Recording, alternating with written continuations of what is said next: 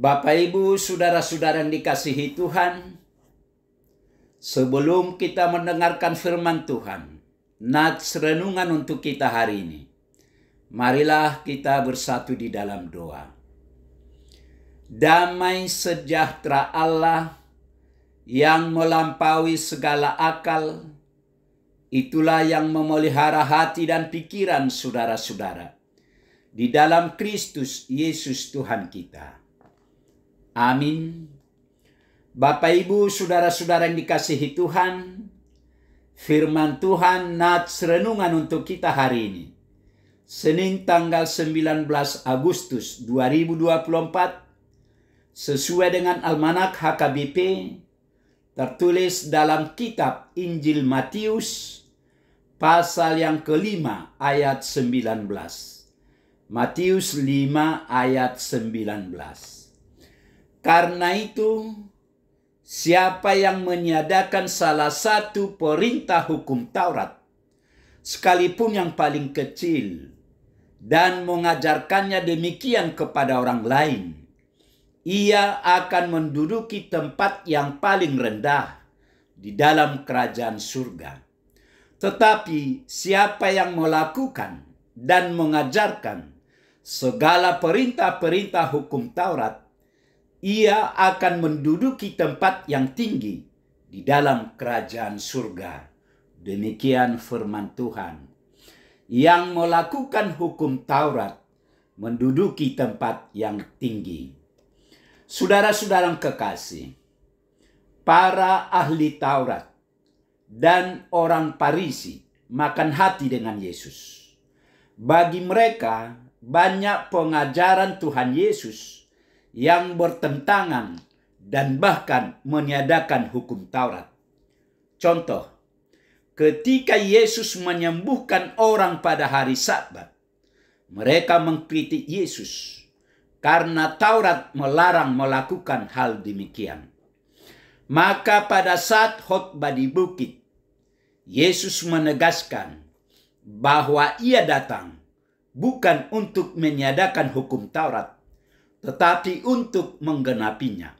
Bahkan secara keras Yesus menegaskan bahwa barang siapa meniadakan salah satu perintah Taurat, sekalipun yang paling kecil, dan mengajarkan demikian kepada orang-orang lain, menduduki tempat yang paling rendah dalam kerajaan surga. Pasal yang kelima ayat 19. Namun bagi Yesus, hukum Taurat tidak memiliki arti apa-apa jika hanya dipandang sebagai peraturan keagamaan semata. Yesus menggarisbawahi bahwa yang terpenting bukan soal menjaga kemurnian ajaran Taurat, tetapi bagaimana Taurat ini dijalani dan dihayati dalam hidup setiap hari.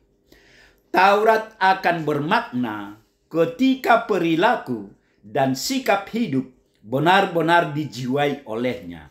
Dengan demikian, Taurat menjadi inspirasi yang menuntun orang kepada kebaikan dan menjadi sumber moral dalam bertindak dan berbuat apapun dalam hidupnya.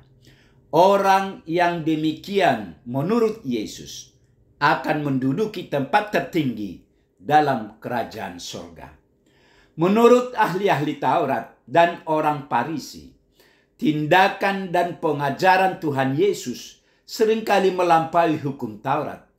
Karena itu, banyak orang yang berpikir bahwa Tuhan Yesus datang untuk meniadakan hukum Taurat. Namun Tuhan Yesus justru menegaskan bahwa dia datang untuk menggenapi hukum Taurat. Ayat 17. Bahkan Tuhan Yesus menekankan bahwa tidak boleh satu titik pun ditiadakan dari hukum Taurat. Sebab akibatnya adalah menduduki tempat yang paling rendah dalam kerajaan surga. Ayat 18-19. Lalu apa yang dimaksud oleh Tuhan Yesus bahwa ia datang bukan untuk meniadakan hukum Taurat, melainkan untuk menggenapinya? Apakah hal itu berarti seluruh hukum dalam perjanjian lama harus diterapkan dalam kehidupan kita. Bukankah banyak hukum dalam perjanjian lama yang sepertinya diubah oleh Tuhan Yesus? Misalnya soal tata cara penyembahan, persembahan, penyembuhan, dan lain-lain. Meskipun banyak detail dalam hukum Taurat yang tidak berlaku lagi sejak Yesus datang ke dunia, pada dasarnya prinsip-prinsipnya masih tetap berlaku. Misalnya, perayaan keagamaan Judaisme tidak perlu kita lakukan, namun prinsip untuk menyembah dan mengasihi Tuhan dengan segenap hati tetap berlaku pada setiap zaman. Saudara-saudara yang dikasihi Tuhan, berkaitan dengan hukum Taurat, Tuhan Yesus mengajarkan bahwa hal yang paling penting bukanlah mengetahui seluruh detail, titik, koma hukum Taurat seperti orang-orang Farisi dan ahli-ahli Taurat.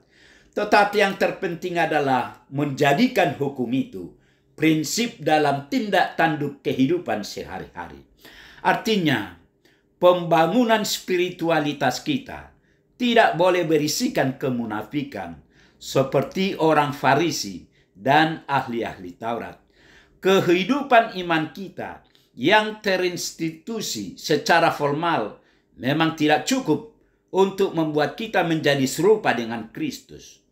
Kita bersyukur sebab iman sejati kepada Yesus Kristus telah mengubah hidup kita makin melekat padanya.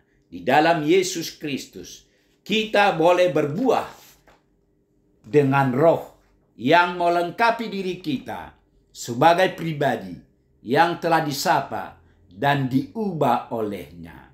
Amin. Marilah kita berdoa. Tuhan Allah Bapa di surga, Bapa yang kami kenal dalam nama Yesus Kristus, puji, syukur, dan terima kasih Tuhan. Firman-Mu telah menyapa kami hari ini.